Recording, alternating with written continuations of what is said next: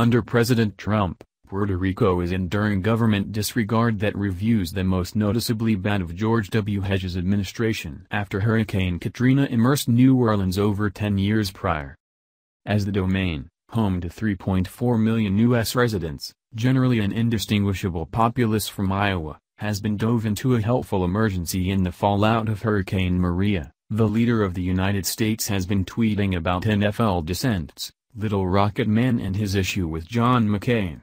When it at long last jumped out at Trump to tweet about Puerto Rico Monday night, the president's considerations were with the Wall Street banks who are still owed cash from the region, which proclaimed a type of Chapter 11 in May. In the midst of clamor about the messed-up government alleviation reaction on Tuesday, Trump faulted the Caribbean island being too far away. "This is an island sitting amidst the sea. It's a major sea," Trump said. "It's a major sea." Unaccountably, the Navy Healing Center and Catastrophe Help Transport Comfort remains docked in Virginia.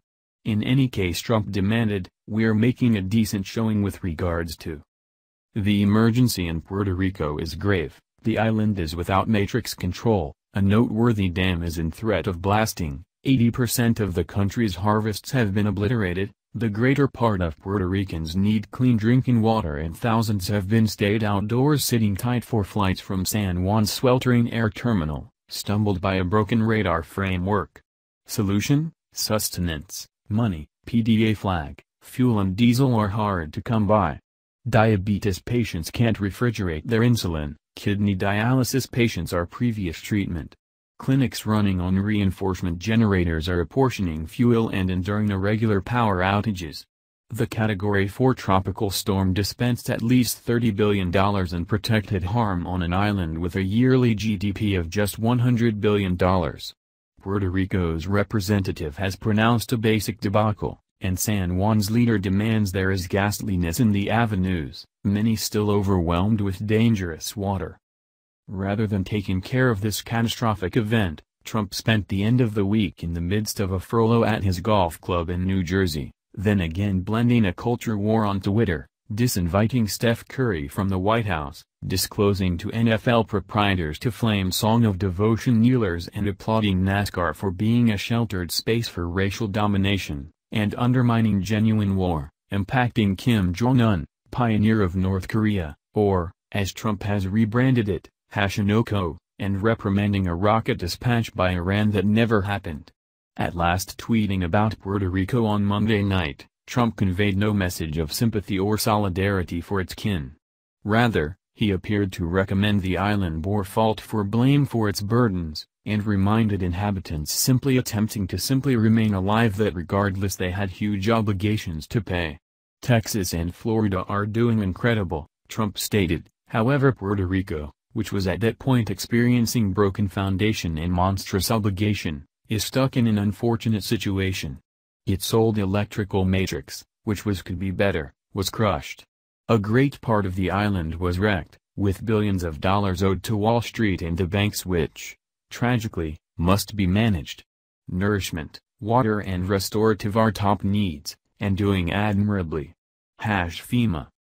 The accentuation on Puerto Rico's obligation as of now is both bizarre and amusing, originating from Trump. He went tummy up in Puerto Rico in 2015, when a Trump-marked apartment suite, golf advancement looked into going Chapter 11, costing island citizens almost $33 million. The financing had originated from Puerto Rico's open-supported tourism department. Trump's insensitive reaction to this catastrophe has made Bush's scandalous Katrina reaction, sharing a birthday cake with Senator John McCain as New Orleans suffocated in 2005, appear to be statesmanlike by correlation. It is just now, almost 7 days after Maria made landfall, that the government reaction gives off an impression of being reeling into first apparatus.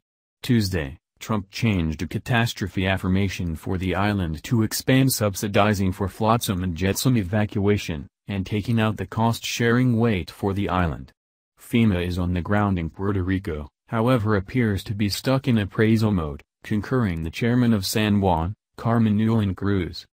Faulting two passings at a San Juan clinic on absence of diesel and reinforcement control, An exasperated Ewing Cruz disclosed to CBS the government reaction has been hamstrung by a hierarchy of leadership that presently can't seem to issue clear walking orders. "We have to get our crap together," the San Juan leader demanded. Getting out President Trump, she included, "We should not discuss the obligation, the cracking obligation. We should discuss the passings," cautioning that many lives will be lost if help endeavors don't quicken instantly.